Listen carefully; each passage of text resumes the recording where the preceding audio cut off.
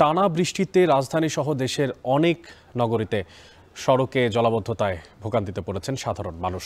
পানি প্রবেশ করছে বিভিন্ন এলাকার ব্যবসা প্রতিষ্ঠান ও বসতবাড়িতে। এ নিয়ে আরও জানাতে কুমিল্লার নজরুল এভিনিউ থেকে যুক্ত হচ্ছেন সহকর্মী মাসুদ আলম, আর রাজধানীর ঢাকা থেকে যুক্ত আছেন সহকর্মী জাবেদ আব্দুল্লাহ। তবে শুরুতে চলে যেতে চাই কুমিল্লাতে, সেখানে আছেন সহকর্মী মাসুদ আলম। মাসুদ, আপনার মাধ্যমে জানতে চাই যে জলাবদ্ধতা নিরসনে কোনো উদ্যোগ এখন পর্যন্ত নেওয়া হয়েছে কিনা এবং সেখানে স্থানীয়দের মধ্যে প্রতিক্রিয়া বা কি দেখতে পাচ্ছেন?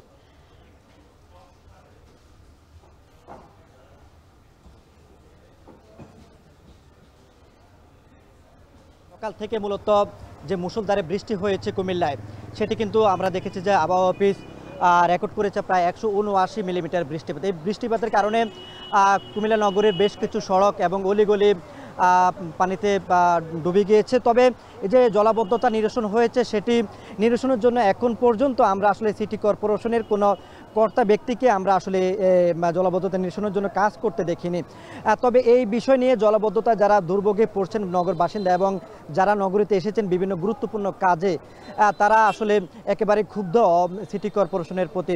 তারা বলছেন যে বছরের অন্য প্রতিটি সময় কিন্তু এই যে পানি নিষ্কাশন, ড্রেনেজ ব্যবস্থার উন্নয়নে কোটি কোটি টাকা খরচ করেন সিটি কর্পোরেশন, কিন্তু যেটি মৌসুমি বৃষ্টিপাত হয়ে থাকে এবং হালকা বৃষ্টিতেও আসলে এই যে জলাবদ্ধতা, এটি কিন্তু আসলে এতে করে মূলত বাসিন্দারা ক্ষুব্ধ। আমরা দেখেছি যে আমি যেখানে রয়েছি এটি হচ্ছে কুমিল্লা নগরীর সালাউদ্দিন মোড়। এই মোড় সহ এই সড়ক সহ আশপাশে যে এলাকাগুলো রয়েছে সড়ক এবং যেগুলো আবাসিক এলাকার যে সড়কগুলো রয়েছে, প্রত্যেকটি সড়কের মধ্যে কিন্তু আসলে পানি জমে এক ধরনের জলাবদ্ধতা তৈরি হয়েছে। এই জলাবদ্ধতা গতকাল থেকেই, কিন্তু এখন পর্যন্ত আসলে কোনো সিটি কর্পোরেশন কোনো উদ্যোগ না নেওয়ার কারণে আমরা দেখছি যে গণপরিবহনের সংকট তৈরি হয়েছে।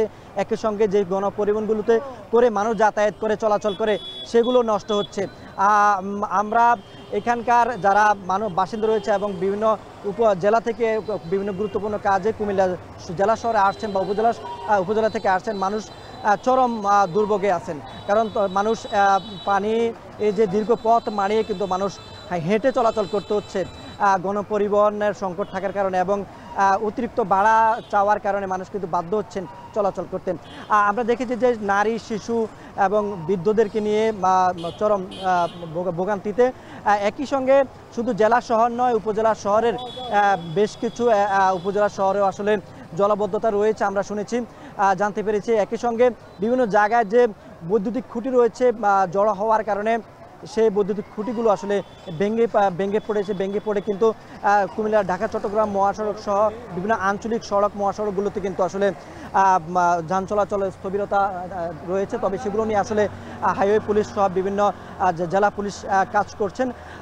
তবে এই যে মানুষের দুর্ভোগ দুর্দশা, কিন্তু সেটি কিন্তু আসলে সিটি কর্পোরেশনের নজরে এখনও তারা নেয়নি এবং জলাবদ্ধতা পানি নিষ্কাশনের জন্য আসলে তারা কোনো উদ্যোগ নেয়নি।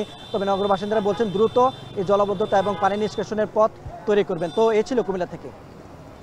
এবার চলে যাব নিউ মার্কেটে, রাজধানীর, সেখানে আছেন সহকর্মী জাবেদ আব্দুল্লাহ। জাবেদ, আমি দেখতে পাচ্ছি আপনার পেছনে বেশ কিছুটা অংশ জুড়ে কিন্তু জলাবদ্ধতা তৈরি হয়ে আছে। তো জানতে চাই এতে ভোগান্তি কি পড়ছে এবং আবহাওয়া অফিসই বা বৃষ্টির পূর্বাভাস নিয়ে কি বলছেন? অনেক যেমনটি বলছিলেন, গেল 24 ঘন্টায় এই ঢাকা নগরীতে 196 মিলিমিটার বৃষ্টিপাত হয়েছে। সেই বৃষ্টিপাতের ফলেই আমরা দেখেছি নগরীর বেশ কিছু সড়ক কিন্তু এরই মধ্যে পানির নিচে তলিয়ে গেছে।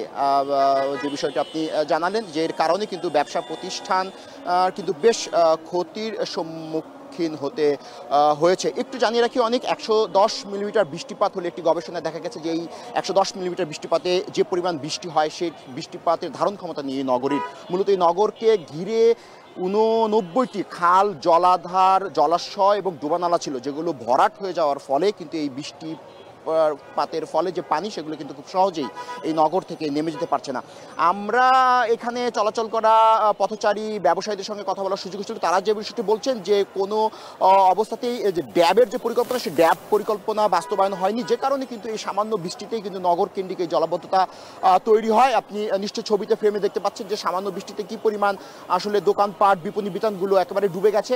ধারণা করা হচ্ছে যে মূলত ড্রেনের যে সুয়ারেজের যে লাইনগুলো রয়েছে সেখানে পলিথিন, অব্যবহৃত কলার খোসা, ডাবের খোসা থেকে শুরু করে অন্যান্য আরও যে কঠিন এবং বর্জ্য রয়েছে, সেই বর্জ্যে ভরাট হওয়ার ফলে কিন্তু এই ড্রেনেজ দিয়ে সুয়ারেজ লাইন দিয়ে খুব বেশি পানি নেমে যেতে পারছে না। একটু জানি পথচারীরা আক্ষেপ নিয়ে বলছেন মোটা দাগে যে এই যে জলাবদ্ধতা, এর পিছনে যে 5টি সংস্থা রয়েছে, অর্থাৎ ঢাকার 2 সিটি কর্পোরেশন, পানি উন্নয়ন বোর্ড, ওয়াসা এবং একই সঙ্গে রাজুক, তারা কোনোভাবেই এই দায় এড়াতে পারেন না। তাদের সঠিক সুপরিকল্পনার অভাবেই মূলত এই জলাবদ্ধতা, আর যে কারণেই নগরবাসী কিন্তু বাসা থেকে বের হয়ে কিন্তু বিপাকে পড়েছেন, ভোগান্তির শিকার হয়েছেন। যেহেতু বৃষ্টিপাত হয়েছে, এর সঙ্গে ভোগান্তির একটি সম্পর্ক তো থাকেই। আমরা দেখেছি যে রিক্সা ভাড়া থেকে শুরু করে সিএনজি ভাড়া কয়েক গুণ বেড়েছে। আর আমাদের নিউ মার্কেট কেন্দ্রিক যে ব্যবসায়ী রয়েছেন, তারা জানিয়েছে যে এই যে বৃষ্টিপাতের ফলে কিন্তু কিছুটা আর্থিক ক্ষতির তারা সম্মুখীন হয়েছে। আবহাওয়া আমাদেরকে যে বিষয়টা মোটা দাগে জানিয়েছিল, সেটা হলো যে আগামী 2-1 দিনে বৃষ্টিপাত অব্যাহত থাকতে পারে। যদি তাই হয়, তাহলে নগর কেন্দ্রিক যে জলাবদ্ধতা, সেটি আরও